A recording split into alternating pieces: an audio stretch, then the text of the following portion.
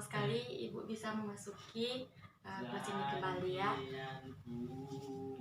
Baik, sebelumnya Ibu akan absensi dulu.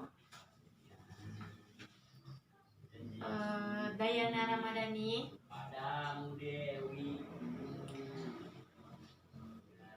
Yeni Wahyuni, Sandra Saputra, Dara Aulia Rahmi, Citra Winda Wahyuni, hadir semua ya. Baik, silakan ketua kelas pimpin doanya terlebih dahulu. Berdoa.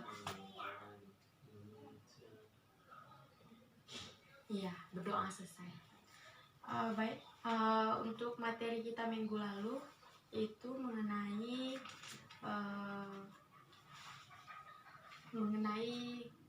hukum jual beli ya. Ada masih ingat tentang materi minggu lalu yang sudah Ibu jelaskan? Masih ingat ya? Materi minggu lalu itu tentang hukum jual beli ya, yang mana hukum jual beli ini harus ada akadnya, yang mana ada penjual dan ada pembeli. Dimana di saat kita menjual barang ataupun membeli barang itu harus kita ada akadnya, yang mana pada saat ini kan yang sebenarnya kan hukum yang akad itu kan kita harus saya terima akad beli barang ini katanya kan. Kalau sekarang kan nggak langsung beli aja transaksi uangnya gitu kan. Kalau itu dalam hal bentuk yang sekarang itu dibolehkan saja ya, karena kan itu sudah mengikuti zaman. Baik, untuk hari ini materi kita yaitu tentang bagaimana menguraikan bagaimana hukum pelarangan pembunuhan ya. Sebelum itu anak-anak harus tahu ya, mengapa kita itu mempelajari hal ini. Karena di Indonesia kan sekarang banyak pertikaian, jadi kita harus tahu bagaimana hukum pelarangannya. Baik. Sebelum kita masuki pelajaran, Ibu akan ada suatu motivasi untuk anak-anak semuanya ya, yang mana motivasinya itu hukum anak-anak itu harus tahu mana yang baik, mana yang buruk yang harus dikerjakan. Jangan sampai perilaku atau tindakan yang kita lakukan itu nanti berdampak buruk pada orang lain. Jangan. Kita sebagai anak yang berpendidikan, anak yang baik, anak yang berperilaku baik, tunjukkanlah sikapnya yang baik. Jadi untuk materi kita ini itu ada 3 tujuan pembelajaran kita ya. Yang pertama ada tujuannya itu Ibu nanti akan menjelaskan bagaimana hukumnya, bagaimana macam-macam dan bentuk-bentuk hukumnya dalam larangan pembunuhan. Yang kedua yaitu nanti ada memetik pelajaran dari pembunuhan ini, dari materi yang akan kita bahas. Dan yang ketiga yaitu memahami apa-apa saja nilai yang terkandung di dalam hukum larangan pembunuhan di dalam Islam. Baik, Ibu akan masuk materinya yang mana judul kita hari ini yaitu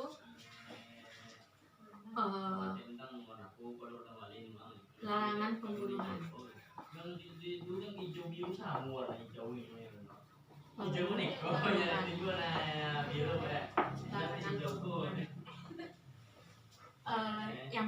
Yang pertama itu kita akan membahas bagaimana hukum larangan pembunuhan. Pembunuhan ini ada dua bahasa ya.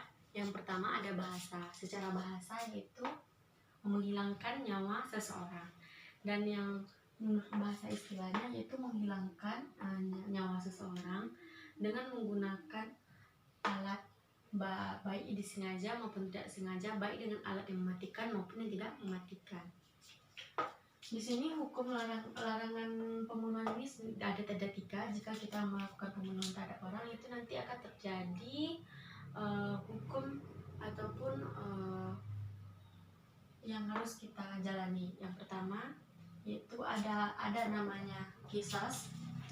Ada namanya kisos.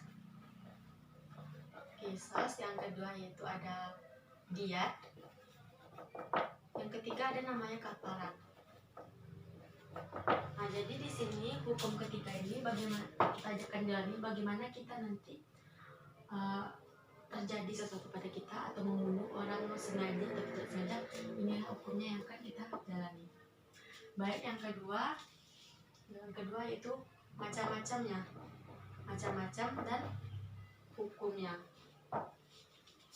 Macam-macam ada anak-anak di sini tahu macam-macamnya. Ada berapa macam di sini?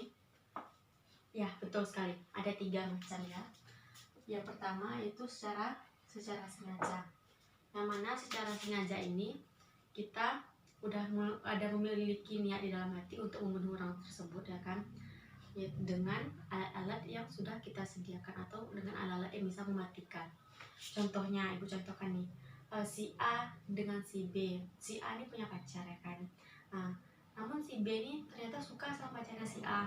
Nah, jadi dia deketin pacarnya atau mungkin direbutnya kan. Jadi si A nih marah sama si B atau mungkin balas dendam kan. Jadi balas dendam dan dia ingin pengen membunuhnya gitu kan. Jadi dibunuhnya si A nih gitu kan.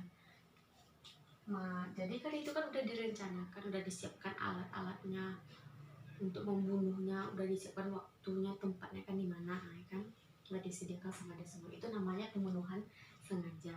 Di sini akan terdapat hukumnya yaitu hukum wajib kisos. Wajib kisos di sini yaitu yang si A ini dia harus terima balik hukuman, itu harus dibunuh pula. Nah, itu namanya hukum kisos, harus dibunuh pula. Atau mungkin terjadi kesepakatan antara keluarga, dimaafkankah si A ini oleh keluarga si B, atau mungkin si A ini membayar denda, atau mungkin tidak dibayar denda apapun, itu tergantung kesepakatan keluarganya.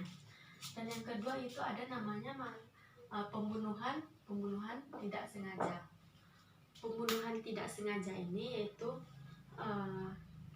misalnya ada seseorang dia menebang pohon misalnya kan, menebang pohon tepi jalan kan, karena pohon ada besar, nanti takutnya ada angin kencang, nanti banyak korban kan. Jadi menebang pohon tepi jalan, terus ternyata pas menebang pohon itu ketimpa orang yang lewat gitu kan, meninggal dia gitu kan. Itu nama pembunuhan tidak sengaja. Namun orang yang ini nih nanti dia kena itu dendanya denda ringan. Ini denda ringan ini diangsurnya yaitu selama kurang lebih 3 tahun. 3 tahun diangsurnya. Jadi karena dia kan tidak sengaja membunuh orang kan. Dan yang ketiga itu ada namanya pembunuhan semi sengaja. Semi sengaja ini misalnya ibu guru nakal nih anak murid ibunya, misalnya ibu pukul mungkin pakai penggaris kan, kakinya mungkin, tangannya, atau mungkin terkena mungkin hal yang sensitif mungkin kan, terus meninggal dia. Nah, itu namanya pembunuhan semi sengaja. Nanti ibu kena denda berat, dan juga dendanya itu bisa diangsur selama 3 tahun. 3 tahun lamanya. Ya, silakan ya anak-anak ibu, kalau berdasarkan apa yang ibu jelaskan nanti ibu sampaikan, jika menurutnya itu penting tolong dicatat ya sebagai catatan. Baik, oke. Dan juga yang ketiga, ibu catat sini aja ya sampingnya. Yang ketiga yaitu ada namanya hikmah dari larangan pembunuhan ini. Setiap apapun yang kita lakukan pasti ada hikmahnya kan. Salah satunya itu hikmah dari larangan pembunuhan ini. Hikmahnya itu yang pertama, ada yang tahu hikmahnya? Yang pertama, Ya, sedikit lagi. Oh ya, itu di sini menunjukkan bahwa Islam itu menjamin HAM atau hak asasi manusia. Karena perbuatan ini kan adalah perbuatan yang sudah melampaui, gitu kan, sudah menyangkut nyawa seseorang, ya. Yang kedua yaitu untuk melindungi jiwa manusia dari perbuatan zalim. Karena ya pembunuhan ini kan perbuatan yang tercela, perbuatan yang zalim, ya kan. Jadi harus dilindungi jiwa-jiwa manusia yang akan terlibat ataupun akan terancam seperti itu, gitu kan. Dan yang ketiga yaitu bagi si pembunuh itu kita harus memberikan efek jerah pada pelaku pembunuhan itu. Dan yang keempat itu kita bisa mendidik seseorang untuk selalu berhati-hati dalam bertingkah laku, baik dia dalam berteman, bersikap, ucapan. Itu kan kadang bisa menyinggung perasaan orang lain. Kadang dari perasaan orang itu bisa menimbulkan hal-hal kejahatan seperti itu, gitu kan. Dan yang kelima yaitu kita bisa menunjukkan derajat manusia yang tinggi, ya kan, derajat manusia yang tinggi jika dibandingkan dengan makhluk-makhluk lainnya, ya kan. Dan yang keenam yaitu memberi pelajaran kepada masyarakat. Kita bisa memberikan pelajaran kepada masyarakat agar tidak melakukan tindakan hal seperti itu. Kadang kan ada tawuran, kadang nggak ada masalah tawuran, ya kan, terus bisa bunuh orang, gitu kan. Kita harus beri juga bukan hanya diri kita, terhadap orang lain dan masyarakat juga, ya kan. Dan selanjutnya yaitu yang ketujuh itu manusia yang satu dengan yang selainnya itu memiliki kedudukan yang tinggi, baik dalam hukum manusia maupun hukum di hadapan Allah. Jadi apapun yang kita lakukan itu memiliki hukum, pasti akan setara, ada sebab akibat, ada perbuatan, ada hukuman, gitu kan. Jadi semuanya seimbang dan sama juga di mata Allah, nggak ada perbedaan. Dan yang kedelapan yaitu bisa juga ini pembunuhan ini juga bisa menyelamatkan jiwa manusia. Kalau kita membunuh kan jiwa kita mati atau apa kan. Kalau misalnya hikmah dari itu kan bisa kita menyelamatkan jiwa manusia, itu kan. Dan yang terakhir ini yaitu terciptanya keamanan, ada keamanan, ketentraman di lingkungan kita. Kalau misalnya kita berdamai dengan tetangga, baik-baik dengan tetangga, semuanya akan aman-aman saja, ya kan. Ya, itulah hikmah yang ada dalam Al-Quran. Baik, untuk anak-anak ibu, apakah ada pertanyaan atau yang diragukan atas penjelasan ibu tadi? Silahkan bertanya. Kalau tidak ada, ibu akan membagi kelompok menjadi berapa ya? Menjadi dua saja, kelompok A dan kelompok B, ya. Baik, ibu akan bagi dulu. Ya, Dian, Sandra, sama Dara kelompok A. Yeni, Citra dengan Ruki kelompok B, ya. Kelompok B. Tugasnya membuat pernyataan yang sesuai dengan yang terjadi zaman sekarang, terus diskusikan dan cari juga jawabannya, ya. Nanti kita akan membuat sebuah game, ya.